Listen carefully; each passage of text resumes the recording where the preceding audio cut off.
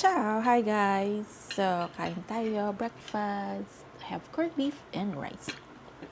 Chika-chika tayo, paano mag-apply? So, meron kasi ako nabasa na kaya naman daw yung job. Kaso, yung qualification, 3 years, 4 years, 5 years, 10 years, yung qualification na nakikita niya.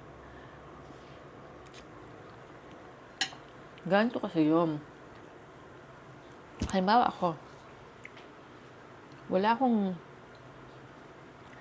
idea, wala akong experience sa accountant, accounts receivable. Pero tinatry kong applyan. Yun talaga, wala akong chance. Kasi wala akong idea sa debit credit, sa mga tools na ginagamit nila. So, yun talaga, walang chance. So, eto naman, ang chika,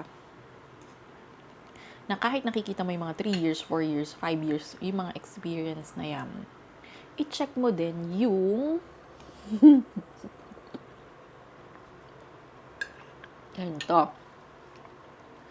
Meron kasi sa mga job post na nakalagay doon, must have. Pag must have, ibig sabihin required na meron kang experience sa ganito at ganyan. Halimbawa, accountant, yung ating a-applyan, accounts receivable, or accounting. So, halimbawa lang ha. So, pag nakita mo doon sa job, must have na merong ka dapat experience sa MYOB, QuickBooks,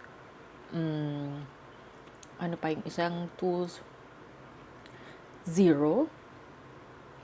So, yung tools na yun, dapat merong kang experience. So, halimbawa naman, meron kang experience dun sa tools na yon na binanggit. Pero, ang nakalagay doon, halimbawa, 3 years dapat.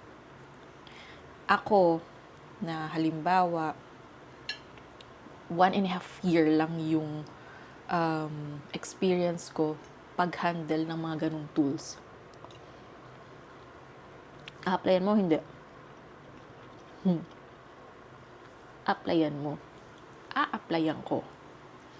Kasi kahit pa 3 years yung nakalagay dun sa kanila, a-applyan ko. Bakit? Meron naman ako experience. Although 1.5 years lang, still an experience. May chance. Alam mo kung saan sila babawi? Salary range. Kaya yung iba doon, yung salary range nila, halimbawa, 700 to 1,000. Siguro yung 1,000 nila, 3 years experience. Wala akong 3 years, 1.5 lang, hindi ko ma-reach yung 1,000, halimbawa, 750 or 800 lang ibigay sa akin. Igagrab ko. So, bakit ko igagrab kahit 800? Kasi, experience yun. So, yung experience na yon, madadagdagan yung experience ko sa pag-handle ng ganong tools. So, pag meron ako iba uling nakitang job na kailangan na ng 3 years at umabot ako ng 3 years sa company yun, kahit 800 lang yung offer, meron akong backup na mag-a-apply ako sa iba na mas higher ang kanilang kailangan. So, ganon. Yung iba naman na job post ay ano lang, hindi siya required. Nakalimutan ko yung pinaka-term na ginagamit nila. Pero yung parang A+, ibig sabihin, if halimbawa yung post ay ang tools ay Xero, MYOB, at saka QuickBooks, tapos nakalagay doon is a plus, sabihin, kahit wala kang experience mismo dun sa job na yun, sa mga tools na yun, pero may idea ka.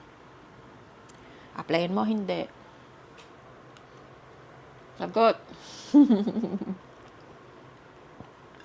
Syempre, kasi ibig sabihin, hindi naman siya required. Is a plus, kumbaga parang maganda lang na meron kang knowledge about dun sa mga tools na binanggit. So, ayun. Ganon ka dapat mag-isip pag nag-a-apply ka. Hindi yung halimbawa, accountant ka, tapos ang a-applyan mo ay social media manager, pero yung experience mo sa social media manager ay basic lang. So, bakit ka mag-jump dun sa mga job na wala kang, hindi yun yung strong skills or experience mo? Diba? So, ganon. Kasi hindi porket, wala kasing, okay. Kasi yung iba, sinasabi, ano po ba in demand? Pwede ako mag-apply. Hindi kasi sa in demand. Ano yung skills, ano yung experience mo? Kaya, lahat may chance. Bakit? Kasi, nababanggit ko to sa ibang videos na kahit basic, may chance. Kasi depende yan sa magi-interview, depende din yan sa'yo kung gaano ka confident pag in-interview ka. Meron dyan, interview ay chat lang. Meron ganon, legit yun.